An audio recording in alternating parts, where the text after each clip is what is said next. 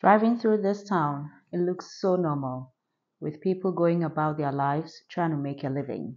However, this town holds some of the darkest parts of our history as Ghanaians and as Africans. Today, we are in Cape Coast, in the central region of Ghana, West Africa. This is the Cape Coast Castle, built in 1664 by the British. It is one of three castles used in the transatlantic slave trade. The Cape Coast Castle was used to hold enslaved Africans before they were shipped off to be sold in the Americas. Personally, this has been the most difficult video to edit because I've had to listen to it over and over again while my imaginations ran with it. The tour guide gave us a detailed explanation of the atrocities, to say the least, that occurred here. We are currently at the male slave dungeons. Age-wise, Cape Coast Castle, it is now 359 years, but this edifice was built in stages. Portuguese built a trading lodge here around 1555. They named the lodge Habukosu by their language, which means short cape. But around 1637, they were defeated by the Dutch. Swedish also came, built a small fortified fort. They named the fort Fort Karlsberg around 1653, but the fort changed hands severally. The Danes occupied the fort, the Dutch, even the local people that we call the Befutu, before British. So addition, demolition, reconstruction. This was built over a period of 300 years. They used Africans as laborers for the construction. The slave trade was all over the West African countries. So present-day Togo, Nigeria, Benin, Ghana, and Ghana started from the northern side. Salaga was the biggest slave market. So this is the male dungeon. It was total darkness at the time. The only source of light and ventilations were the small openings after. It was total darkness because the main door over there was always locked. And this 5 sections was for 1,000 enslaved Africans. The life 1,000, yes. The life in the dungeons was nothing to write home about. This place served as where they defecated on the floor. This was where they urinated. And Asinamansu village was where most of them had the last shower before they marched them into this place. They were in the dungeons for 3 months before the ship comes.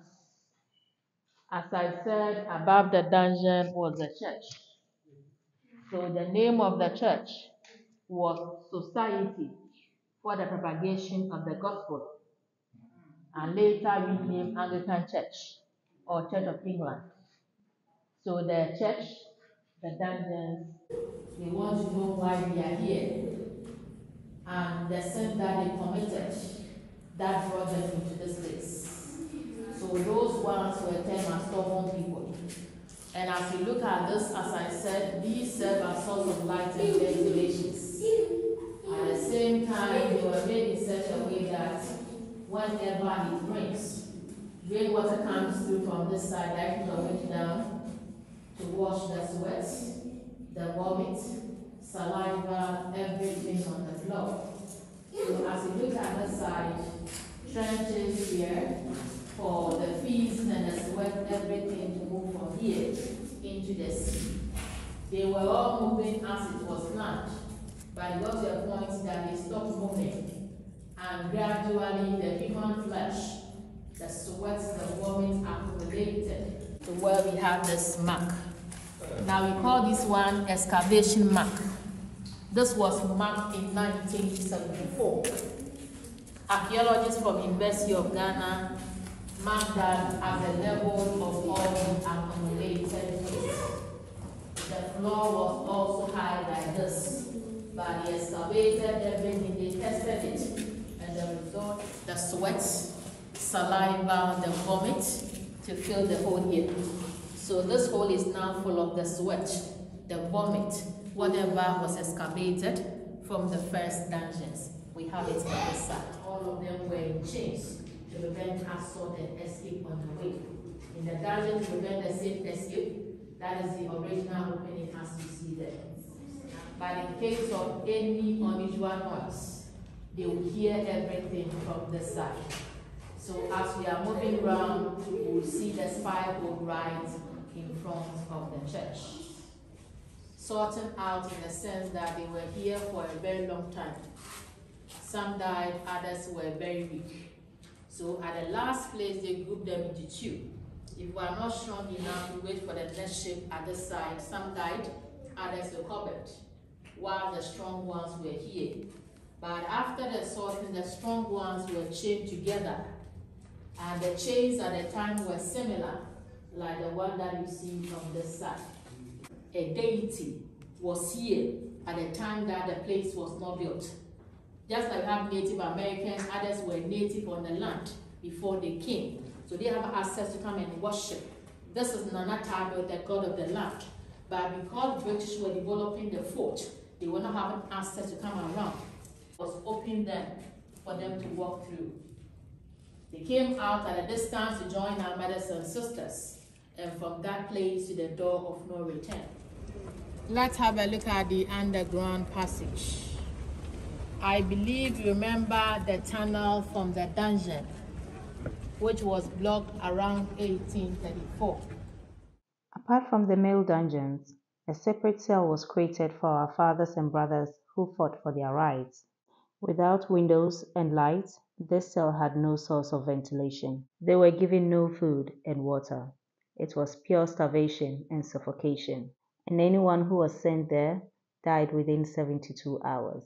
Their bodies were then buried or thrown into the sea. This is the same place that they also defecated naked without shower. They were fed twice a day, having their menses in the dungeons. Some died and they were still here with those alive. If officers feel like having sex, they will come to the same place, select them, send them to their place. If you refuse, you are going to be punished over there. Just by the female dungeon is the door of no return, which has been reconstructed and is said to have been much smaller than this. The door leads directly into the sea, where they were marched into boats and later onto ships, never to return again.